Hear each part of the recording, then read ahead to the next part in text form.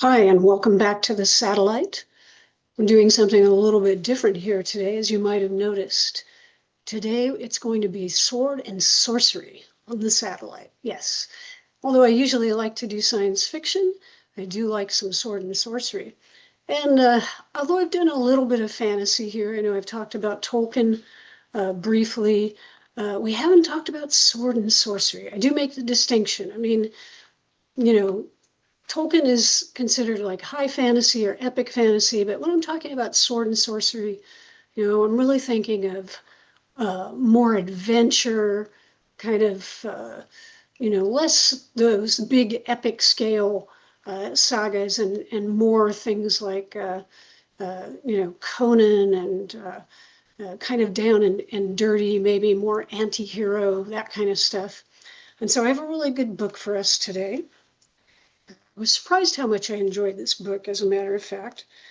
Um, the book is Flashing Swords, number 4, Barbarians and Black Magicians. I mentioned this maybe a month or two ago. I got this in a book haul at a new bookstore I had found here in Mesa, Arizona. So you can see this cover is by Don Mates. Pretty well known for doing a lot of paperbacks in like the 70s, maybe 60s as well. Um, and on the back, we have a nice description about all of the different authors. There's 5, I guess, novellas. They're not super short, but 30 or so pages each, probably something 30, 40 pages, maybe more. And so this is edited by Lin Carter. This was a Dell book, came out in November of 1977. Now the hardback, and I'll put up the picture for the hardback, that came out in May of 1977, and that was a sci-fi book club edition. So I do want to say a little bit about Lin Carter. Now, Lin Carter is somebody who was on the scene in both, doing science fiction and fantasy, but probably better known for fantasy works. He was both a writer and an editor.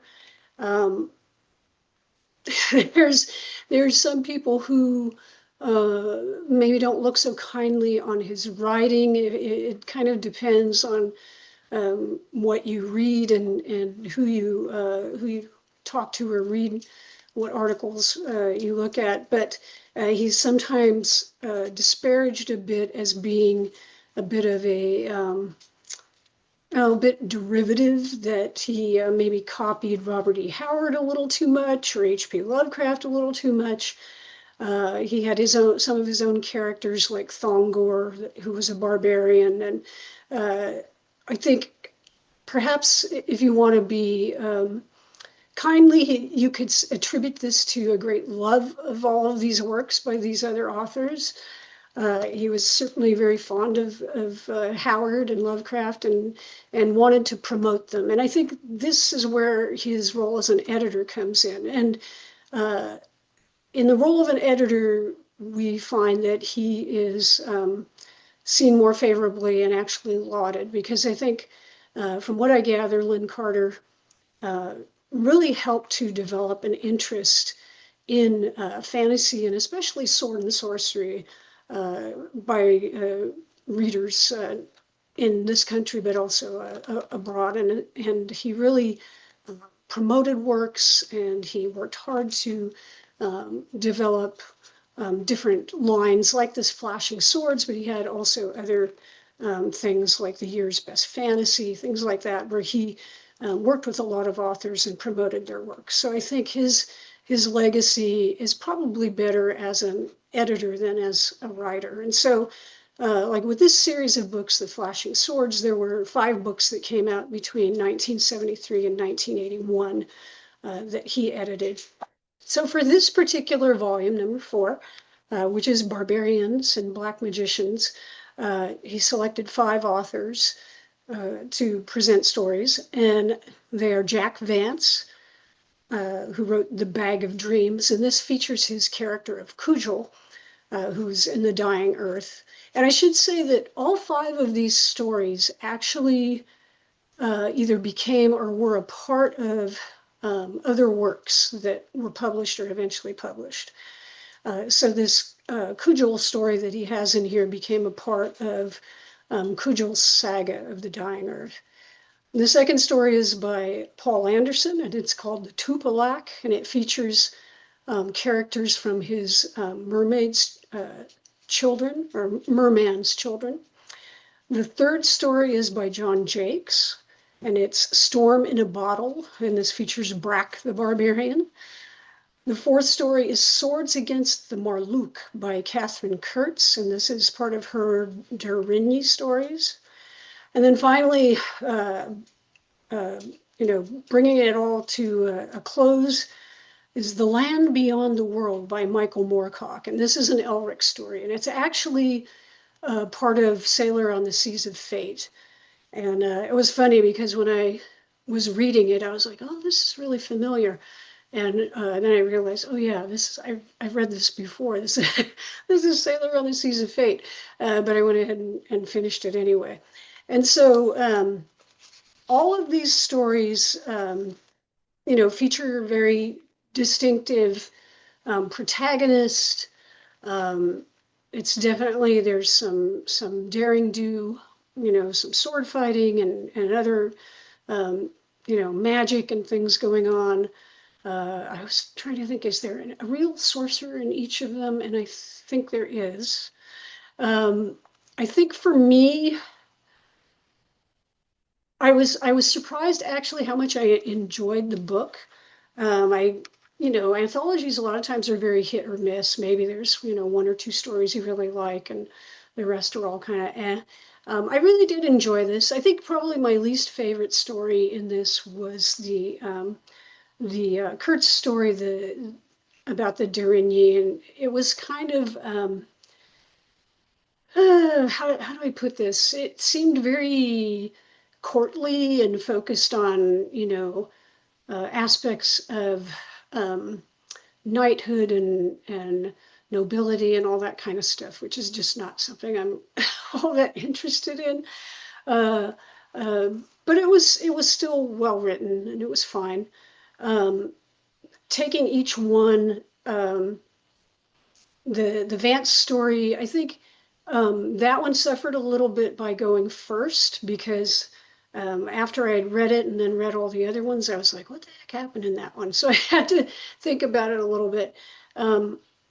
It's definitely in sort of the trickster vein. There's this competition going on in this kingdom for an exposition of marvels.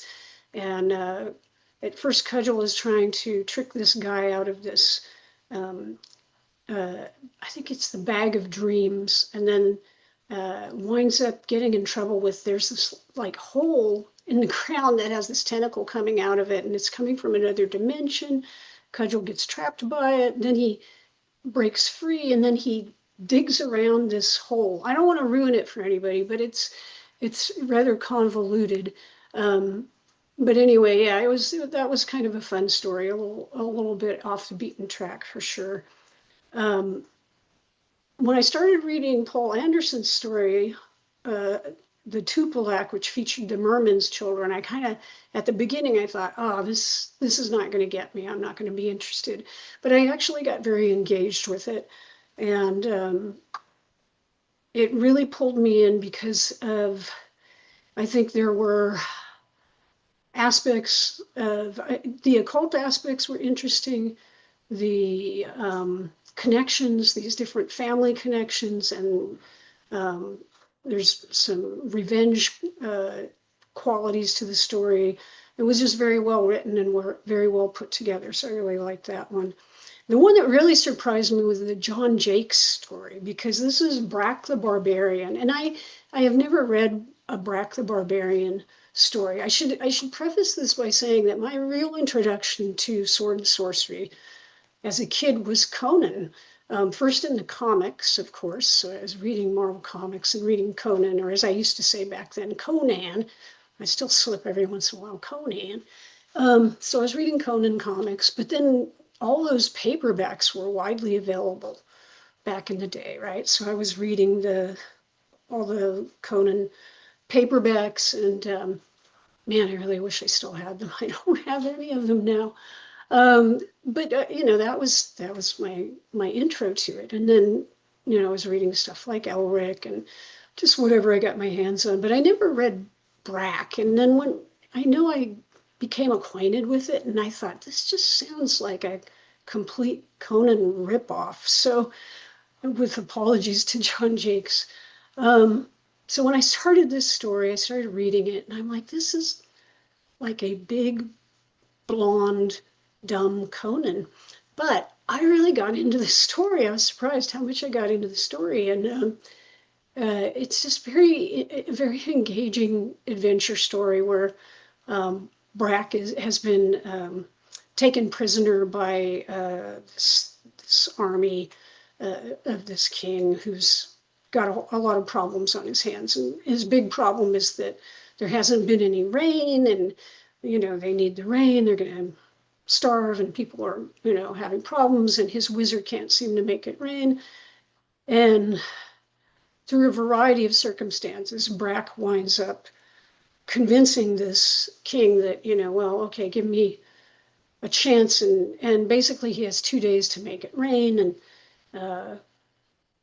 Brak sort of outwits this wizard. And it's just a really interesting story. There is a lot of, towards the end, sword play and things going on. And it was just a fun story. Once I let go of my prejudice against a Conan clone, it was a lot of fun. So that story I was pleasantly surprised by. And then, to close it out, the Moorcock story, of course, I really enjoy Elric. I haven't read all of the Elric books, and that's something I would really like to maybe work on this year. So if I can get a hold of all of them, I will. But this one is a part of, like I said, Sailor on the Seas of Fate. And essentially this is, I don't know where this falls in that. It's been a while since I read it, but this is when Elric is trapped in another dimension right after he and a lot of the other, I forget what you call them, but like the other immortals, the other versions of the like immortal warriors or whatever, have had an adventure. And so they're all, taking off, but he's like trapped in this dimension, and this dark ship is pursuing him. And sort of long story short, he gets involved with this woman, and she's being pursued by this guy on the ship. Maybe somewhat uncharacteristically, Elric decides to defend her. And there's this really great scene towards the end where he's doing this sort of conjuring from the top of the ship, and it's very cinematic. I'm stunned no one has made an Elric movie at this point, because I think it would be fantastic. But yeah, he uses his sorcerer's powers. I love how he is both the swordsman and the sorcerer. Anyway, it was great rereading that again, and kind of put me in the mood to track down some more Elric. So anyway, I can give a big thumbs up, 2 thumbs up for this book, and say if you come across it, grab it. It's a lot of fun, and quick read. I read this over the holidays, sitting on the couch a few times, so it won't put a big dent in your reading time either. So that is that for my first trip into sword and sorcery here on the satellite. Hope you enjoyed it. I'd love to hear from other folks about their interest in sword and sorcery books and characters, how you came to get into reading sword and sorcery, and let's explore that a little bit more here. And just hope everybody is doing well here in the new year. I know there's already been a lot of craziness. I'm not going to talk about it, but a lot of stuff going on already. But just stay safe, and hope everybody does well. And thanks for watching.